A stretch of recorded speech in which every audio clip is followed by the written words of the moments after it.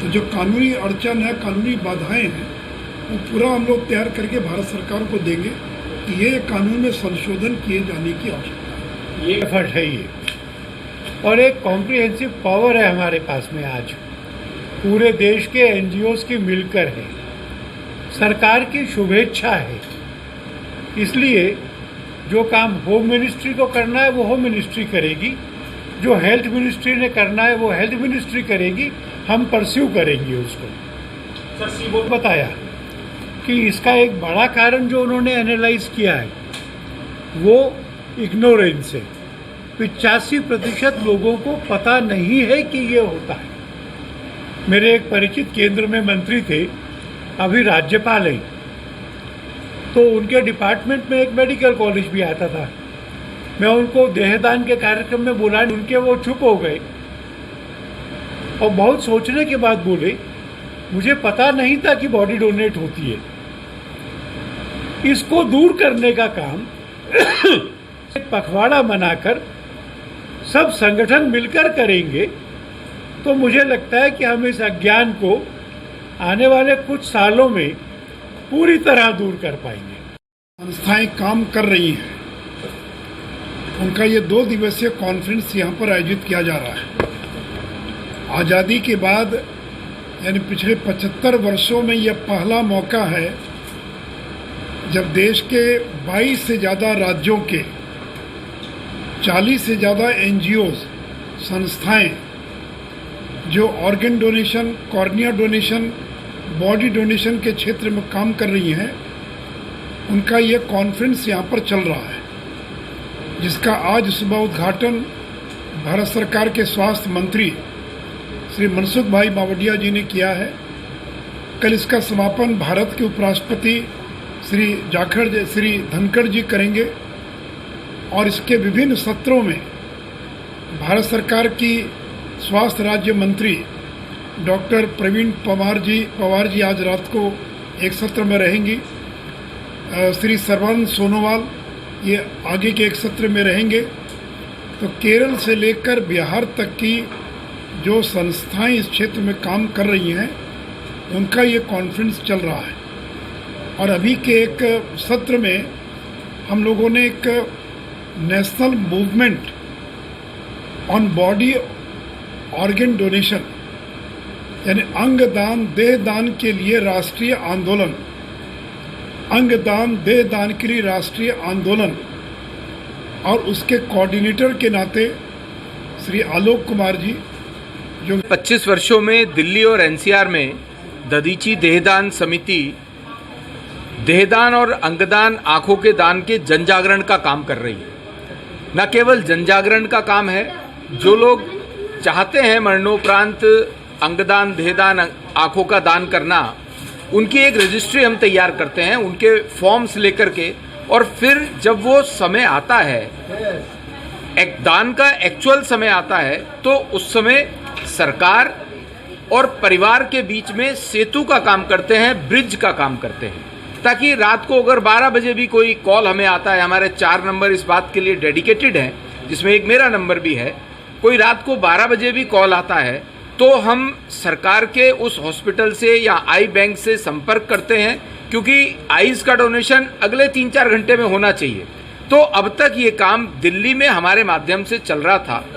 अच्छी बात यह है कि पूरे देश में लगभग 70 के करीब संस्थाएं विभिन्न प्रदेशों में देहदान अंगदान के जन जागरण का और बाकी सब काम करते हैं। तो हमारी समिति ने मिलकर ये विचार किया कि एक कॉन्क्लेव 2 दिन का, जिसमें देश भर की अधिकांश संस्थाएं जो आ सकती हैं, जैसे आज 46 संस्थाओं के रिप्रेजेंटेटिव दिल्ली में इस कॉन्क्लेव में उपस्थित हैं, उन सब का अनुभव, उन सब की जो परेशानियां आती हैं वो सब, और आज जैसे उद्घाटन देश के स्वास्थ्य मंत्री जी ने किया और उन्होंने ये आश्वस्त भी किया, कोई पॉलिटिकल भाषण नहीं था, कि इससे संबंधित जो भी बॉटलनेक्स हैं, कमियां हैं, उसके लिए आप हमें प्रस्तावित करेंगे तो सरकार उसमें पूरा मदद करेगी। देश के भूतपूर्व स्वास्थ्य मंत्री डॉक्टर हर्षवर्धन पहले दिन से 25 वर्षों से हमारे साथ जुड़े हैं। आज सुबह रहे, अभी फिर वो इसमें रहने वाले हैं, और कल समाप्ति देश के माननीय उपराष्ट्रपति करने वाले हैं। तो मैं ऐसा मानता हूं कि ये जो मूवमेंट है ये जन जागरण से ही संभव है। जो सी वोटर ने सर्वे किया उसमें बहुत आश्चर्यजनक बात निकल के आती है कि 85% लोगों को ये जानकारी ही नहीं है कि देह का भी दान होता है। देह का दान का लाभ सबसे ज़्यादा है। अगर कोई डॉक्टर को पढ़ाई करनी है और एनाटॉमी की पढ़ाई करनी है तो this is the only cadaver, मृत देह ही केवल उसका टीचर है। कोई बुक, कोई कंप्यूटर साइंस उसको रिप्लेस नहीं कर पाई है। तो 85% लोगों को जानकारी नहीं है। और लेकिन एक अच्छी बात यह भी है कि जब उन लोगों से बात की गई तो वो लोग इच्छुक हैं देहदान और अंगदान के लिए।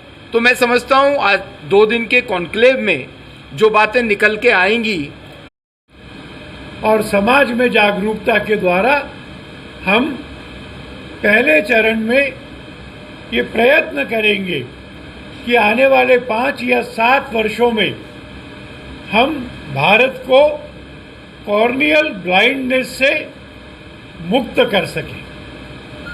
बाकी अंगों की उपलब्धता होगी तो हम एक स्वस्थ, सबल, निरामय भारत बना सकेंगे। आपको कुछ पूछना होगा तो मैं उत्तर दूंगा।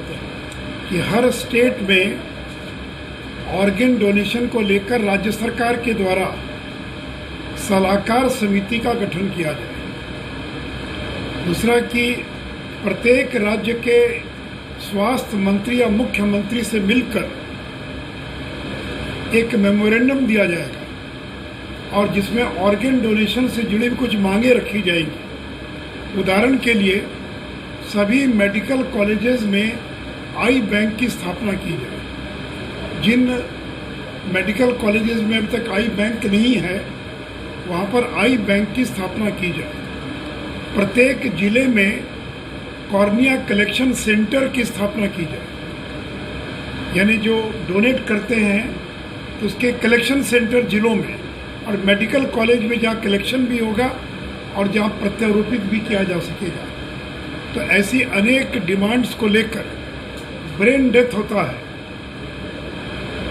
यानी जिस व्यक्ति का ब्रेन डेथ हो गया उसी के अंगों को मृत्यु के बाद निकाला जा सकता है, लेकिन उसके लिए ब्रेन डेथ कमिटी बनाए जाने की आवश्यकता है। तो ऐसी बहुत सारी मांगे हैं जिन मांगों को लेकर हम प्रत्येक राज्य सरकार से मिलेंगे लोग और मिलकर उनको ज्ञापन देंगे और हम प्रयास करेंगे कि आगे आने वाले दिनों में उन मांगों को, उन चीज़ों को राज्य सरकारें क्रियान्वित करें। जैसा भी आलोक जी ने कहा कि अभी देश में 11 लाख लोग ऐसे हैं जिनको कॉर्निया की आवश्यकता है। एक पत्रकार मित्रों को स्पष्ट कर दें, आई डोनेशन का मतलब आँख निकाली नहीं जाती। आँख की ऊपर की जो झिल्ली होती है जिसको कॉर्निया कहते हैं उसी को केवल निकाला जाता है। तो 11 लाख लोग इस देश में ऐसे हैं जिनको कॉर्निया के कारण अंधापन है और अभी देश में करीब 50-55 हज़ार प्रति वर्ष कॉर्निया डोनेशन हो रहा है। तो आज की इस बैठक में हम लोगों ने इस बात का विचार किया है कि हम लोग एक समय सीमा तय करेंगे 5 साल 7 साल, इसमें भारत को मुक्त करेंगे हम, या आत्मनिर्भर भारत बनेगा कि कॉर्निया के अभाव में किसी को देखने का संकट ना हो। जैसे श्रीलंका है, श्रीलंका में हर एक किसी को भी कॉर्निया के अभाव में कोई दृष्टि बाधित नहीं होता है। तो आत्मनिर्भर बने कि लोग